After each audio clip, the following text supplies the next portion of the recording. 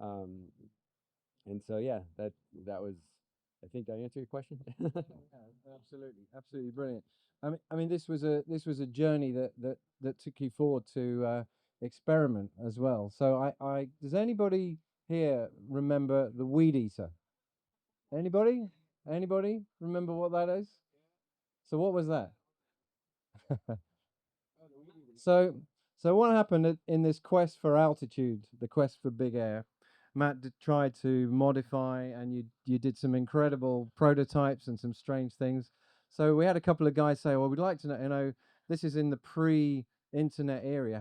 How you actually got how would you get that together? I mean, who would build such a thing for you? And actually, just for the benefit of everybody, what was the weed eater, and how did it come about?" I guess that's the beauty of living where I live out in the middle of nowhere is people don't ask questions, they aren't that concerned, and they're just as mental as I am. So I mean, I wanted to just roll in. I wanted to ride a half pipe on a big air half pipe, but so I built this ramp, but I didn't really figure out that I couldn't really pump the ramp and generate inertia through riding it. So I built this ramp by myself in the winter. I remember being on like it was a 40. It was really 46, but I like to say 43 foot rolling, and I was up on. I remember being up on the very top, putting in one of the last pieces of plywood, screwing it in. It was like past midnight, like you said, before cell phones and stuff. So I'm up there by myself, freezing cold, putting it in, and I had all these like little pieces of wood so I could walk up this big tall roll-in.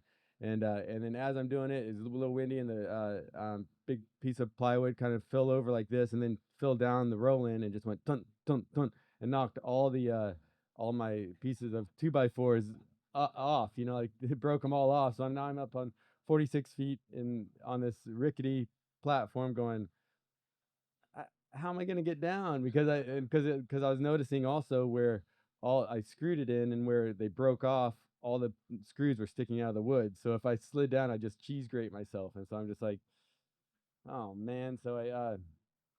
So after kind of contemplating it for a little while and beginning to freeze, I was just like, I guess I got to slide down. And luckily, I had enough thick clothes on that I did get caught, and it ripped up my clothes, but it didn't rip up my body.